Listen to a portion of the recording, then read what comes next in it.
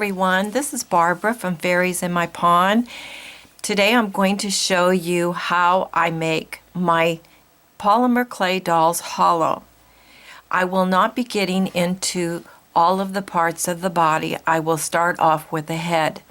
Due to a lot of emails I have been receiving from many of you asking me what do I use to hollow out my dolls.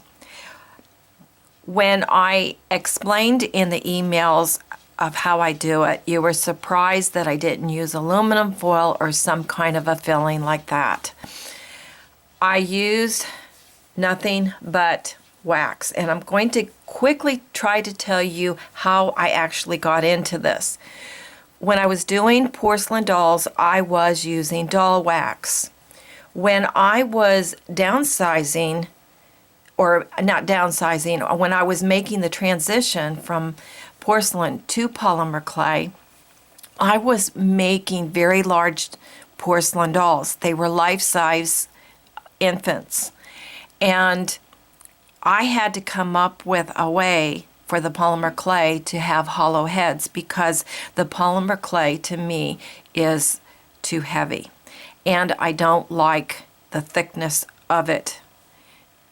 You know, when you hollow you hollow it out. So I took the doll wax at that time and I poured it into my molds, and I was a little bit afraid because I thought maybe with the smaller ones they might cave in on me. But if my larger ones didn't, why would my small ones, cave in? I've never had one cave in. I guess you could, I don't know, but I've never had one cave in. Now, instead of using doll wax, I went ahead and I tried using just regular candle wax. You want no smell and you want a clear wax. You want some kind of a rubber mold. I bought this in my craft store. It's called Easy Mold Silicone Putty. This right here cost me about $20, and you do not want to waste it. It sets up really, really quick, but I love it. I love how this technique turns out. Now you're going to have to go around the house and you're going to have to find your shapes that you're going to want to make the cores for your ball jointed dolls. Now, because I'm only going to do the head here, I have a stick here. This is called an eye sizer that I actually use for my porcelain dolls. And it has a ball. Oops. Now, let's just pretend I have some mixed up because I don't want to mix any up. And I will mix it up and stick, I would mash it around my ball. Now, this is where you have to think it out because the way that I'm showing it with no neck. If I wanted a neck on that doll head, then I'm going to have a core that is, in other words, my wax, or my mold, I should say, needs to be further down for the neck. Now then, let it set up, but see how nice and thick I've got it? I have one here. I'm going to show you. I didn't do it real thick, and it tore in many different places, but I still use this. I just take a rubber band, a small rubber band, and I will wrap it around it, and I am able to still use it and pour the wax in it. If it just seeps out, please be careful that you don't burn yourself. Okay, now, after I get that mold, the putty here set up, then I'm going to pull it out. Now, I would suggest slicing it a little bit. This one I did not, but it did slice okay. And you will have to cut it until you can get that out. Now, if it starts ripping on its own, just let it, okay? But it eventually, it stops because I pulled this out of here I don't know how many times and it's still the same. Okay, now I take just a little piece here and I put it in my melting pot. And I will go ahead and I will make sure. Now you can put a rubber band around this one too, but I don't do it because for some reason it just closes up really nice for me. I have to hold it, but I have to say this too. The outside of your mold can get hot. And this silicone putty, if you're not familiar with it, it does take heat. Okay, I pour the wax in. I want to let it set just a little bit, and I want to make sure that I put some sort of a stick inside. Wait till it sets up, it gets kind of a little bit thick, but you can still stick something in it. You want some sort of a handle. Here is one that I have done for the tutorial, and I put polymer clay on it already, and I'm going to take it off. Okay, now this is what it looked like after I pulled it out. And just to show you that this is what I really did, that is the way it looks.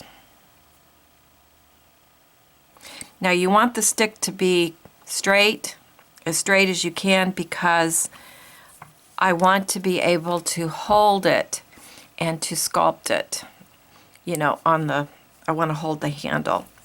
So if you got a handle that, is really crooked, then your head's going to be crooked. So you want it pretty straight.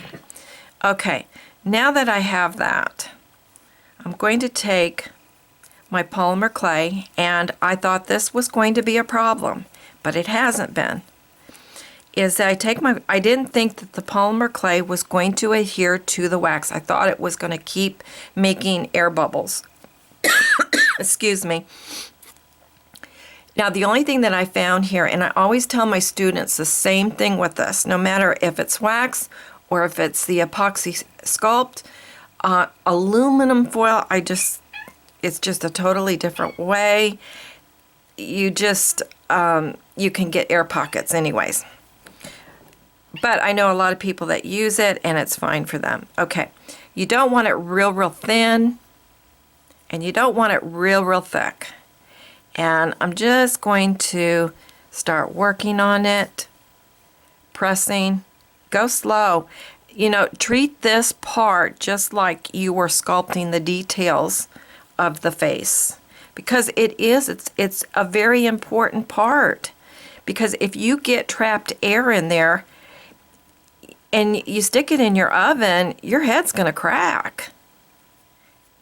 And trust me, I've had so many cracks, and I have to say I got so many cracks when I was using aluminum foil. But that was my own mistake. I just couldn't get it to work for me.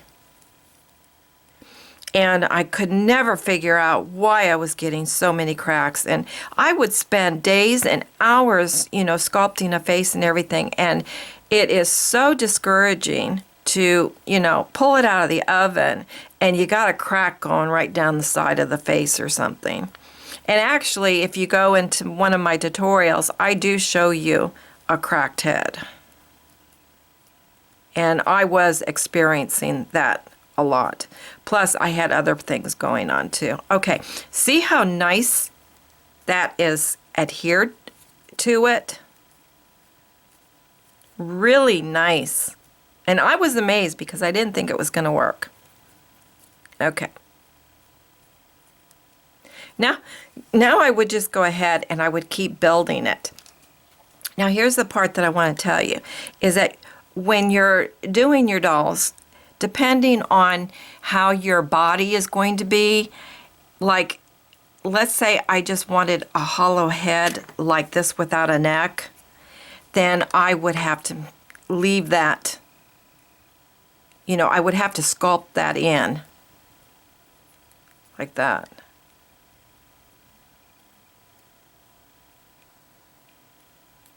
Now, if I wanted a neck to it, then like I said, you're going to have to think this out.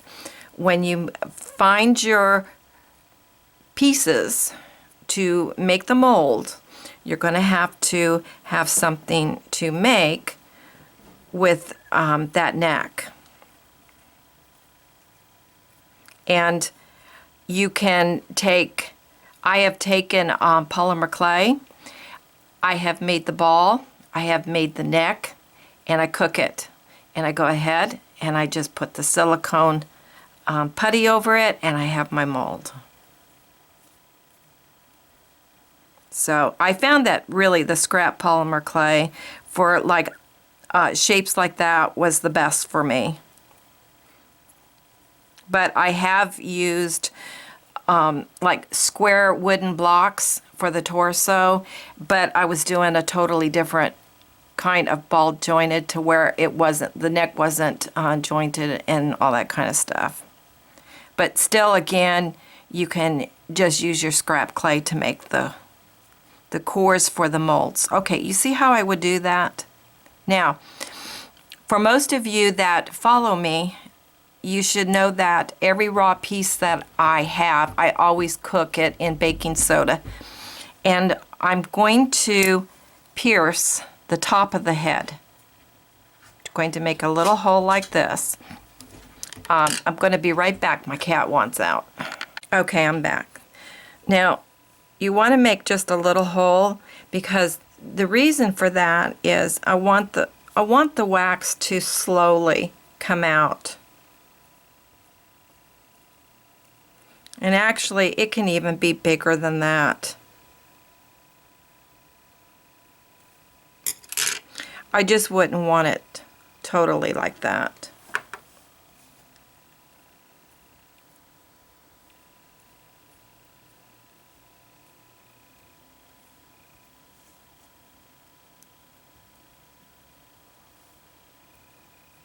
Okay, then I will go and I will set it up like this in my oven so that it seeps out, and sometimes it can even be leaning a little bit. I don't want it like this, flat. And when it melts out, here is the piece of wax with the baking soda that came out of this head here. And see, it didn't even cave in, nothing, absolutely nothing. Now, one of the reasons why I really like this is because, first of all, my doll head is very light, very light. But here's the other thing that I like too, is that it is nice and clean inside. It's not smooth like glass, but it doesn't have the ridges of what porcelain, not porcelain, but aluminum foil will give you. I don't know, it just gives it, to me, it gives it a nicer appearance. When I was doing the porcelain dolls, you know, the insides of them are really nice, and I try to make my polymer clays as nicely, as neat as I can. But then I just go ahead and I will cut out the top. Now, while I have this here, I'm going to show you this because a lot of you are still asking me, well, how do I know that? How do you know when your clay is cooked? And I'm going to show you, because I do have a tutorial showing you, but I'll show you again on this one. If I take my knife and I'm going to just like peel it like you would a, piece of vegetables or something, and I'm going to start slicing it. Now, you see how it curls up on me? That is when I know that it is done. So if it crumbled on me, then no, it's not done. Okay, now as far as what I've got going on here as eyes, the way that I'm doing this with this hollow head is a totally different technique, and I'm not going to get into that. I just took a porcelain technique and I just applied it to, again, the polymer clay. If you're interested and you want to know how to do it, please leave below a comment, and if I get enough people, I will show it. But I will tell you that I don't know if this would be for everyone. It's not anything that, you know, it's quickly done. You know, just let me know and I'll see what, if I get enough people. But anyways, that's it. And I hope that this gives you an idea. Again, I've never had a problem with any of my pieces caving in. So the only thing that I have to really suggest with you is that when you plan out your doll, you're going to have to find the shapes to make the mold from. And then, of course, you have to keep in mind that you have to keep it smaller. If you get the wax too big, there is still no problem.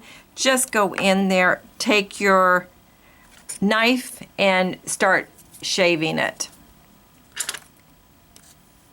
That's it, everybody. And I'll see you in my next tutorial.